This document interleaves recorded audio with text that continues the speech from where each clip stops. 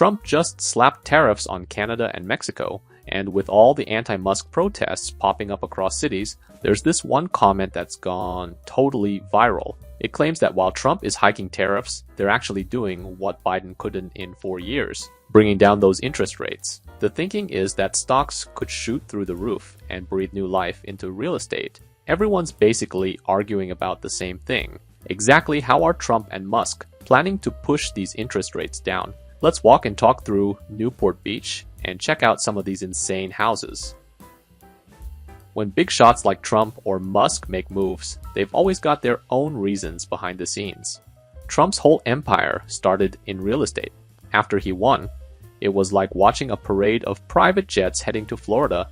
Every major developer in the country rushed down there to kiss the ring. Real estate folks are a huge chunk of his support base. But here's the thing, these tariffs he's slapping on everything. His real estate buddies are absolutely fuming about it. The chairman of the National Association of Home Builders actually went public with a letter and told Trump, hey, remember all those promises you made about making homes more affordable? The problem is, Trump promised those tariffs to voters too. So now he's in a tight spot and needs to pull off something clever to get those interest rates down. That would juice the stock market and make his property pals happy again. The housing market is actually pretty simple when you break it down. For regular folks like us, it's all about what we can afford each month. When interest rates drop, those monthly payments don't crush your wallet as much. Here's the crazy part. For every single percentage point those rates fall, your buying power jumps up by around 10%. This is exactly why Trump's real estate buddies are so pumped. He knows dropping those mortgage rates is like having a magic key that unlocks the whole housing market. So the million-dollar question is, how exactly is Trump planning to get those mortgage rates down? I've broken it down into 3 approaches, from the no-brainer, easy stuff to the seriously complicated moves. Strategy number 1, slashing government spending. This is what Musk is already doing, taking a chainsaw to what they're calling unnecessary government expenses. The math is pretty straightforward. Cut spending, borrow less money, lower the national debt, and boom less pressure on the bond market. The deal mortgage rates basically shadow what happens with Treasury yields. Treasury yields go up, your mortgage rate jumps too. Treasury yields drop, your mortgage gets cheaper. It's like they're attached with an invisible string. Here's the sneaky part. All those government layoffs will jack up unemployment numbers, which basically forces the Fed to jump in and think about cutting interest rates. It's like pulling a fire alarm to get everyone out of the building. This is actually the easiest move of the 3, and Trump was going to do it anyway because he promised voters he'd trim the fat from bloated government agencies. Musk is literally the perfect wingman for this job. The guy is legendary for his brutal, ice-cold cost-cutting in his companies. The stories from Tesla and Twitter are wild.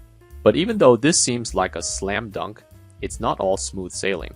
Try cutting things like healthcare or social security programs.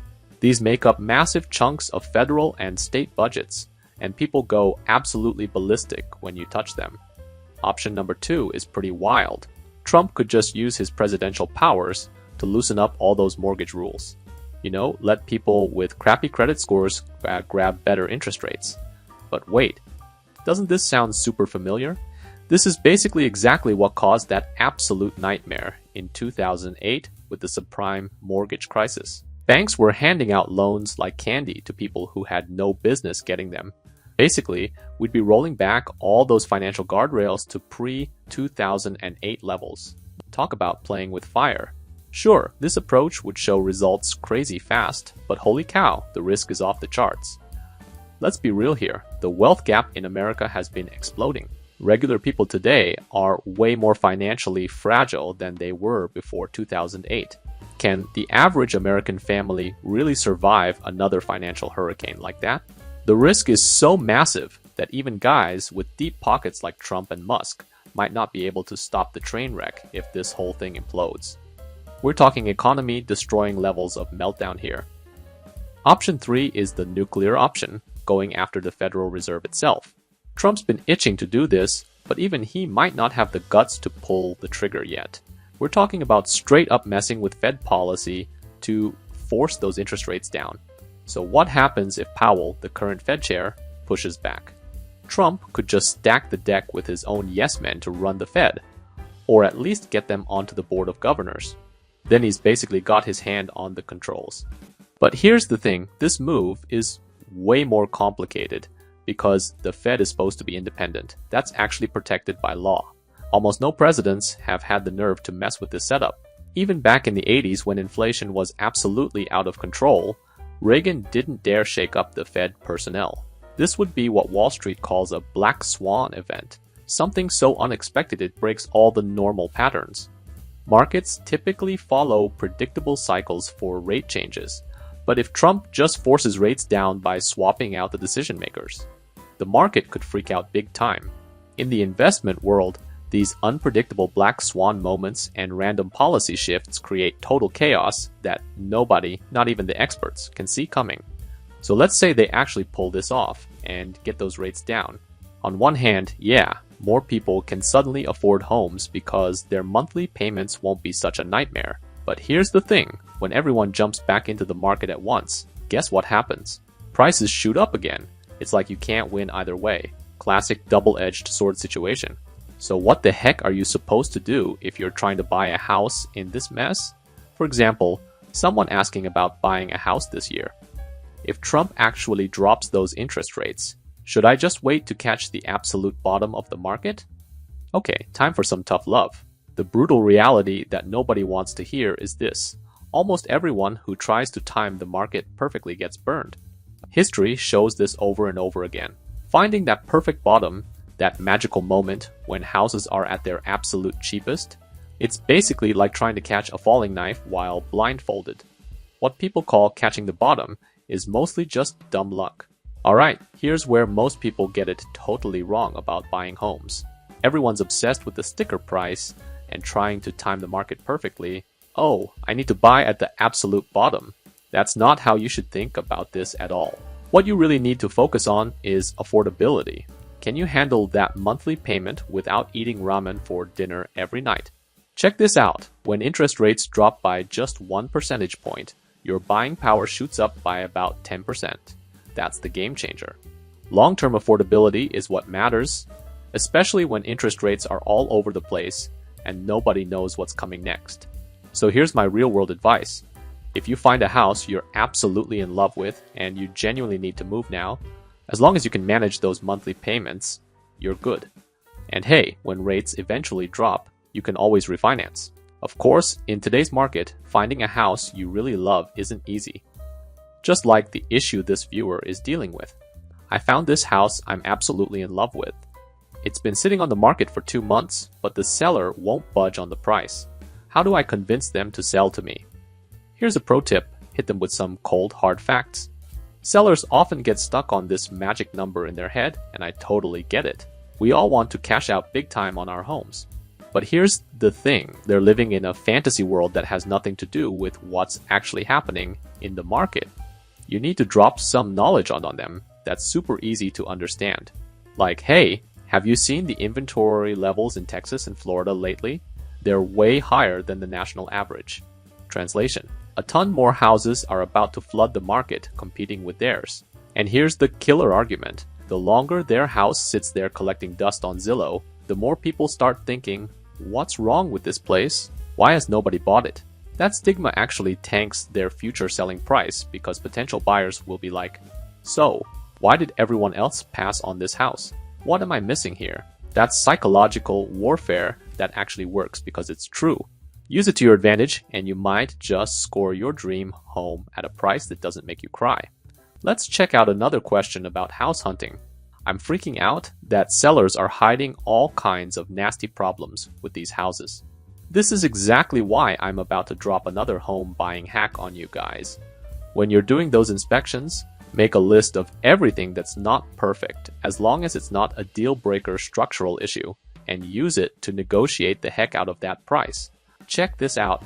One of our viewers in Atlanta found this house for $430,000. During inspection, they discovered the outdoor AC compressor was basically on life support. Instead of walking away, they waved that inspection report in the seller's face and knocked a whopping $20,000 off the price. down to $410,000 just like that. And here's the kicker, replacing that compressor would have only cost them about $5,000. This stuff works all day long. Leaky faucets, outdated electrical panels, ugly water heaters. None of that is going to make the house fall down, but it's all ammunition for getting that price slashed. The inspection report is literally your negotiation cheat code. So real estate agents are getting crushed right now too. Honestly, I think the best market situation would be a win-win for both buyers and sellers. Alright, let's check out some questions from 2 sellers. Should I just list houses now or hold off? Listen, I don't care what's happening or who's sitting in the White House. You can't beat seasonal patterns. American real estate has a rhythm, period. The absolute best time to sell? Early spring through about June, July, right before school starts.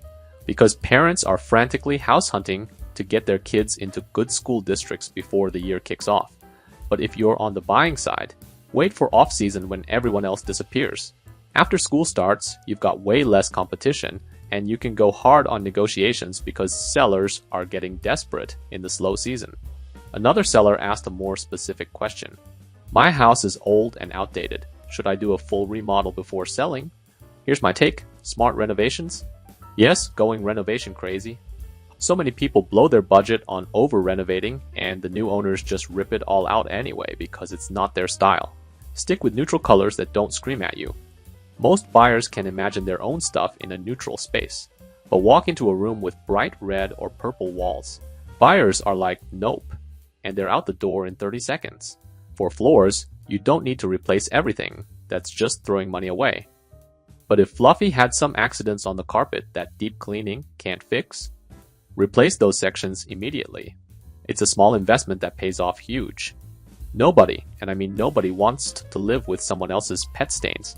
Last thing, those old flickering fluorescent lights. Trash them. Swap in some LEDs and watch the entire vibe of the house transform. You want the place to feel bright and open when you flip those switches. Don't have buyers walking into a cave when it's gorgeous sunshine outside. It's an instant turnoff. So guys, we've broken down what's happening in the housing market and handed out some real-world advice you can actually use. Drop your thoughts and experiences in the comments below. So let me hear your takes on American policies, investments, and real estate moves. If you found this helpful, smash that like button and subscribe. Hit that notification bell so you don't miss next week's episode. See you guys in the next one.